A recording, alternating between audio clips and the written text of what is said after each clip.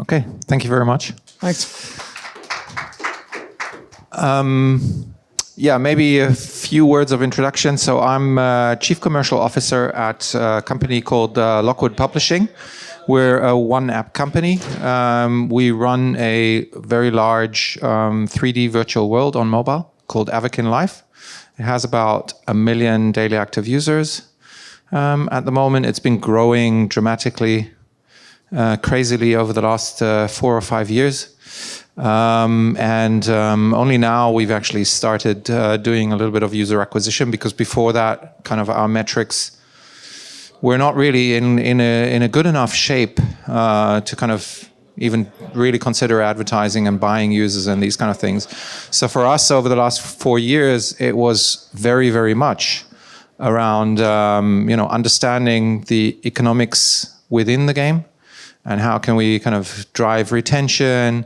How can we balance the game better, etc. So I thought it would be really, really great to basically interview Nick, a good buddy of mine. We've been running a few projects together, and I think it's a great way to kind of discuss. Maybe in a less presentation format, kind of the key things around game balancing and life operations and all these kind of things. So Nick, maybe you want to introduce yourself and give us some background, what you've been doing? Sure. So I'm Nick. I've been working in games for over 10 years now, across a broad section of free-to-play games, from Korean MMO RPGs to hardcore card collecting games. I worked for Rovio on Angry Birds 2, where I designed the economy there. I worked for Ubisoft for a while on The Division in balancing and analytics. And right now I am an independent games consultant. Okay, so let's start maybe with something. So, I mean, the topic of this talk is how game balance impacts everything. So what kind of game balance are we actually talking about here? What does that mean for you? So Merriam-Webster defines game balance as, I'm joking, really. Game balance is basically anything like any variables in game, particularly with reference to systems like XP or soft currency, hard currency, like the resources that the player receives at any given point in game. So by changing the amount of resources a player receives at certain points, or by changing how quickly they level up, you can deliver a very, very different game experience. Okay, so how do you then know, you're a game developer, you've built this amazing game that you think is really, really amazing, you love it, you've played it 5 million times and you're getting better and better at it, whatever. But how do you know actually if the game balance is off? What do you look at to kind of understand like what is going on there and where it's off? So there's a couple of main areas to look at. One is actually your internal gut feeling. I think if you do work on a game on a daily basis, then you do develop a gut feeling for how it should progress, how quickly you should make it through different stages. Comparing that against then actual user data is really important. If you can play test it with trusted colleagues or friends before you even get to user data, that's also great.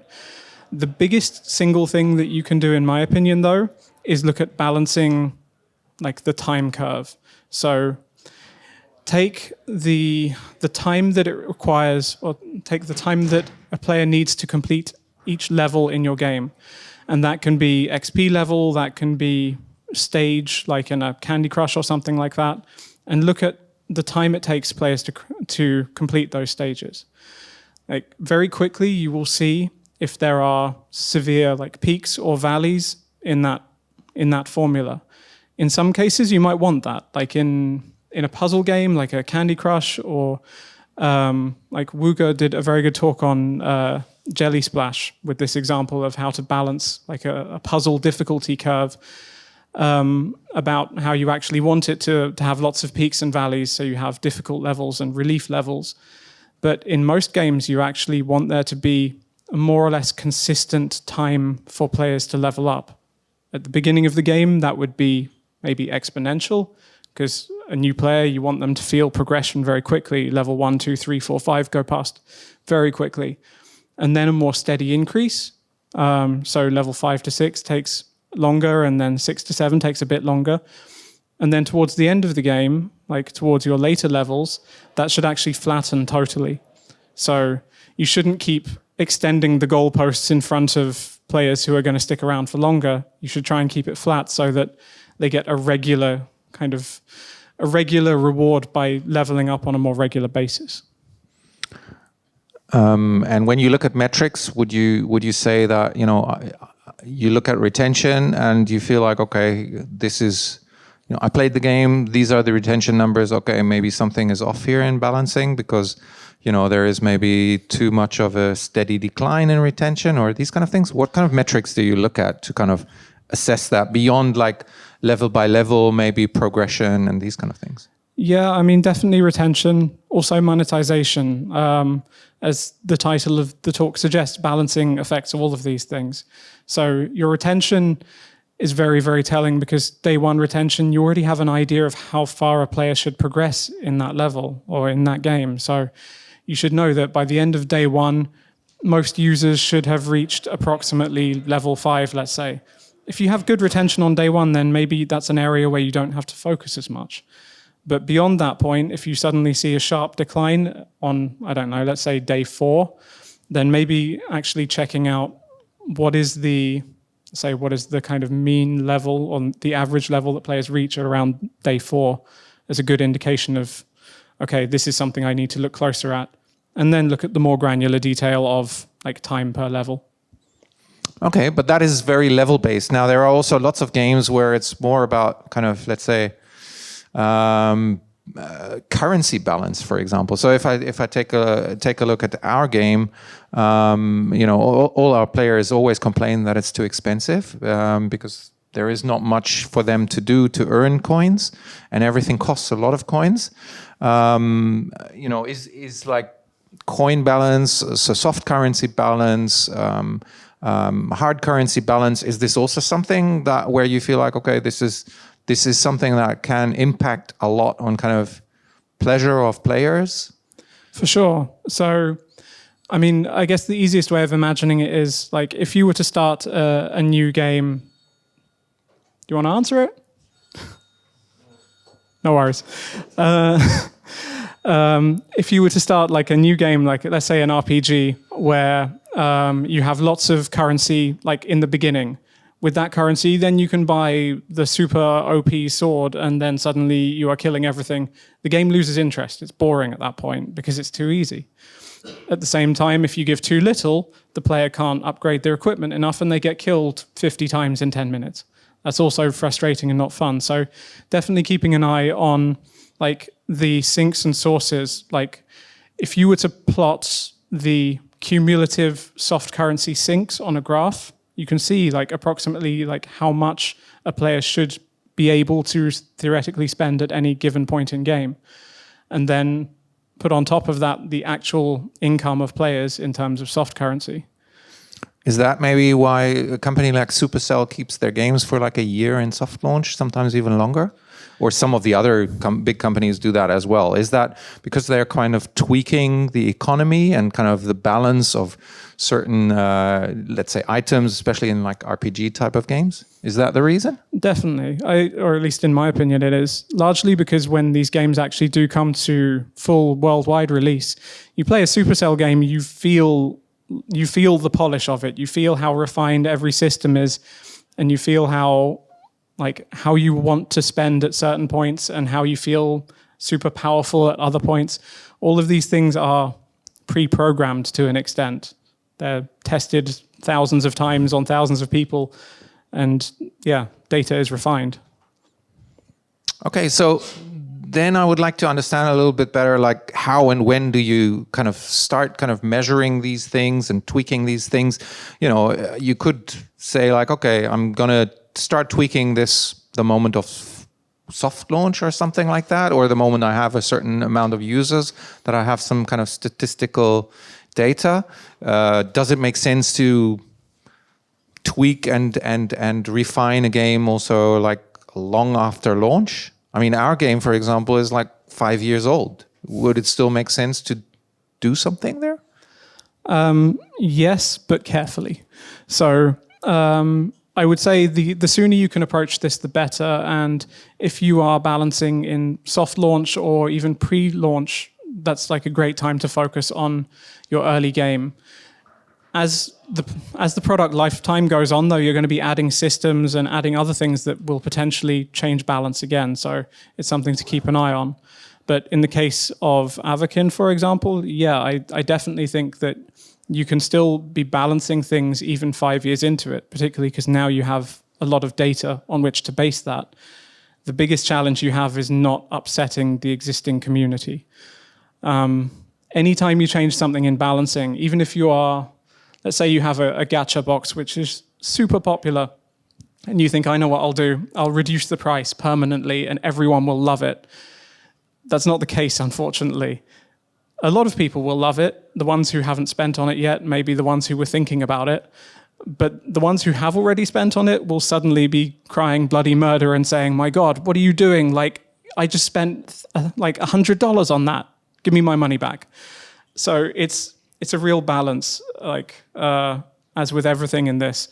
And the longer term that you can do this, the better. So if you can identify a problem, like you say, okay, we noticed that between levels 20 and 25, players don't typically have enough currency, let's say. Like, create a plan of how to address it, but don't just suddenly change it from one day to the next. If you do, you risk upsetting your existing community, who are the most invested users. So it's better to try and like spread this out over the long term. Okay, so when you look obviously at quite a few companies and look at their games and these kind of things. Now, every game developer always loves to kind of develop like new features and come up with new and even more exciting things for the user base. What do you think? Is it more important to kind of tweak like balance and economy and these kind of things than like adding another cool feature? Yeah, I would say so. Largely, like, features are a really, really tempting thing for a developer because they are always the big new shiny thing. Always like, okay, I've seen this in another game, or I had this brilliant idea of like, okay, yeah, we're going to now introduce, I don't know, a leveling up system for our buildings or something like that. It's very tempting, and you can see the potential and you can see how it's going to affect your existing user base. But balancing goes much deeper than that because, I mean, it's maybe a tired simile, but it's like building a house on shaky foundations. If you put an infinity pool and a garden rooftop, that sounds awesome, but you might never actually get to use them. If you can't keep your players around long enough, then you're still going to be throwing away money. Like, balancing really affects every part of the kind of the acquisition, retention, monetization cycle. Like, when you acquire users, you want them to stay for as long as possible so they have a higher chance of monetizing, so that you have more budget for acquisition. And if you have a shaky part of that formula, particularly in retention, then it will show. So I would say definitely focus on balancing more than new features. It's just not as sexy. I get that. Yeah. Yeah, I know. Okay. It is a lot more data focused, unfortunately. And actually, one kind of interesting thing. So like I said, I've worked in gaming for quite a while, and I've worked in analytics teams as well. Very few people look beyond averages, which I feel is a bit of a mistake in this case. Like, particularly when you are trying to understand user behavior, you want to understand where the majority of your users are. So if at all possible, I would really suggest the median is a good way of kind of getting rid of the extremes that you would still have in an average. But even beyond that, it's going back to like GCSE maths, but having the modal number. So having, like, understanding where most of your users are in terms of how much resources they have, you know, what kind of state they're in on this level. Like, these kind of things are really important and much more accurate than using the average.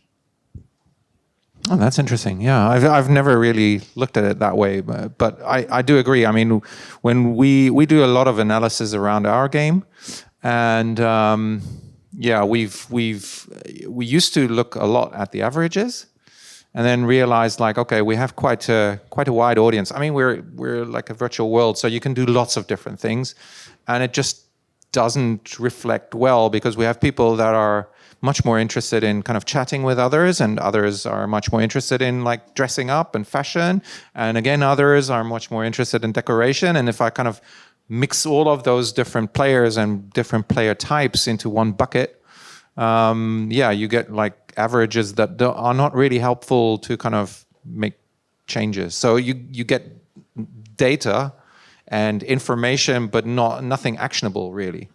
Yeah, I think particularly for a game like Avakin, where you have so many different activities available, like you need to also then segment your player base based on their behaviors. So you create player archetypes and then try and balance towards the needs of those.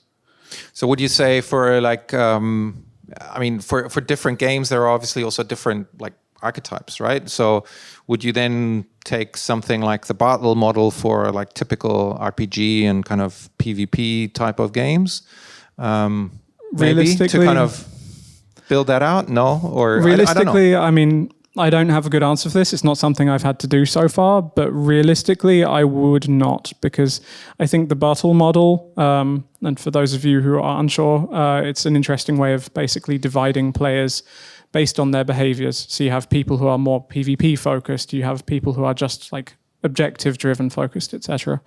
But for a game like Avakin, where it is such a kind of giant simulated world, or for games that don't fit into that structure, I would create your own.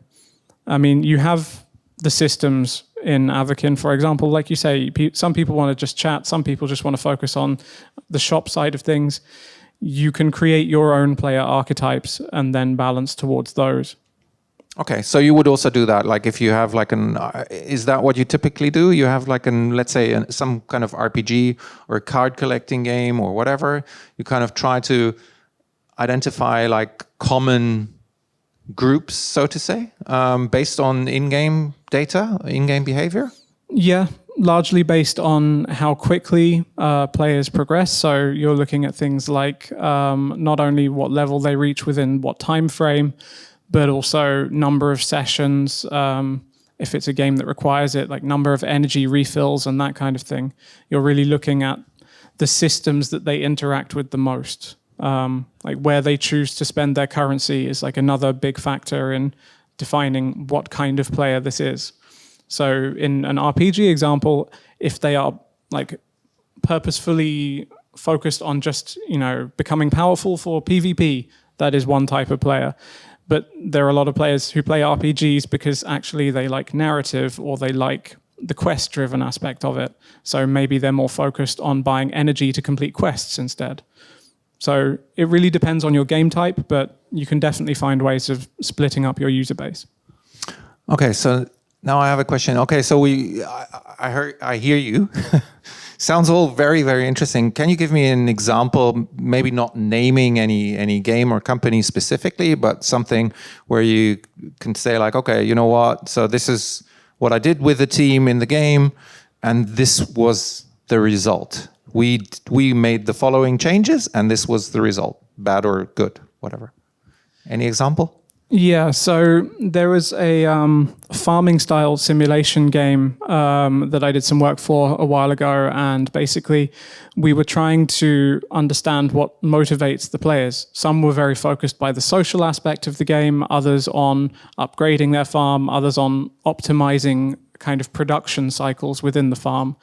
And basically by kind of separating out these three groups, we tried to give them each objectives. So we would put players in one group who would be, let's say, driven by upgrading their farm. We would understand very quickly that at this level, players typically have to grind a lot in other systems that they don't like as much in order to reach the next stage of their farm. That doesn't make sense. Like, what makes sense is to try and deliver the content and deliver the gameplay experience that these players want. So we reduced the barrier to entry, so it was much easier for those players to then level up to the next stage of their farm without having to stress about other gameplay systems that they weren't interested in. saw an increased retention for that group and sessions per day as well. Okay, interesting. How does that fit into kind of life operation or life ops of your game? Meaning like, okay, so you have this game, it's running, you're kind of more or less happy, you're doing some UA, the numbers are okay, you may not be able to scale it to like $1 billion company or a $1 billion game, but you know, it feeds the studio, everything is kind of good. You're operating this with a small team. Is there room for doing things, and how do you tackle that basically in a studio? I mean, LiveOps in general is a good way of balancing games, I feel, because you can certainly address the difference, like the discrepancy between a spender and a non-spender through live operations. For example, event rewards. You can give a bunch of event rewards to players who don't spend, just to help make that gap with the players who do spend, who will also inevitably win something, but it doesn't have to be quite as impressive. So in general, I think LiveOps can be definitely used towards balancing and obviously help support the studio and feed everyone, etc. When it comes to doing it for the different player archetypes, that's where you start having a bit of a problem. And I think that's about the point where you have to just try and provide an interesting cross-section of events that can appeal to people. So in a game that I worked on at Gree, basically we had a schedule of events that was designed to appeal to all the different player types. So we would be focusing on raid bosses, which was like a cooperative guild event, guild versus guild, which is obviously a competitive guild event, as well as quests and missions. So like those were on a kind of weekly schedule, and it was more about just trying to cater for all the different player archetypes. Okay, so you would then also balance like each of these kind of events and the kind of the currencies around that, etc., and would kind of make sure that the different kind of archetypes in that game would have also interesting enough content to kind of stick around. Is that kind of the trick? I think exactly. And I think one of the most significant things you can do as well is actually just try and silo your currencies. So don't be scared of having event-specific currencies. It's really not a problem. It can feel like a lot if you have, like, let's say 5, 6 different currencies in game, but actually it's not a bad thing. It helps decision-making.